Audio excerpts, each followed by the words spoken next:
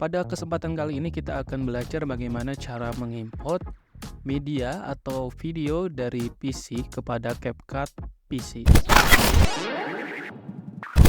Oke, pertama kali kita buka pertama yaitu adalah CapCut PC tentunya. Kemudian kita buka new project, tunggu sebentar. Oke, di sini kita sudah melihat beberapa fitur yang sudah ada. Dari mulai kiri atas di sini ada media, kemudian ada audio, teks, stiker. By the way, ini kita harus menggunakan namanya internet supaya bisa terhubung langsung dengan beberapa efek yang mungkin kita harus download di beberapa fitur yang ada di sini.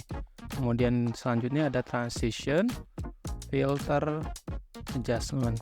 Oke, kita langsung saja ke pembahasan yang pertama. Oke, untuk memasukkan video atau file, dua pilihan. Pertama, kita bisa menggunakan import.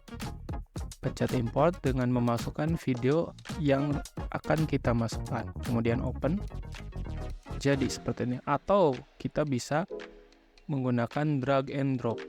Tapi di sini drag and drop ini biasanya kita gunakan di Windows 10 ke bawah, karena di Windows 11 ini kurang bisa, harus menggunakan import. Bisa langsung dua seperti ini, kita drag and drop. Oke.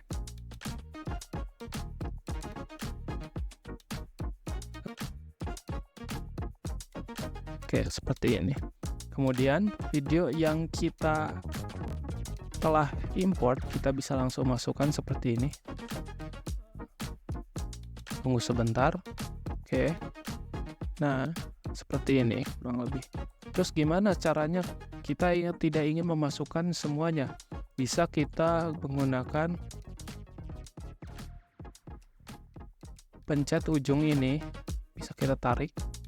Misalkan kita mau memasukkan bagian sini saja sampai bagian sini. Oke. Jadi kita bisa menambahkannya, tek, langsung seperti itu sampai seterusnya. Nah, seperti ini.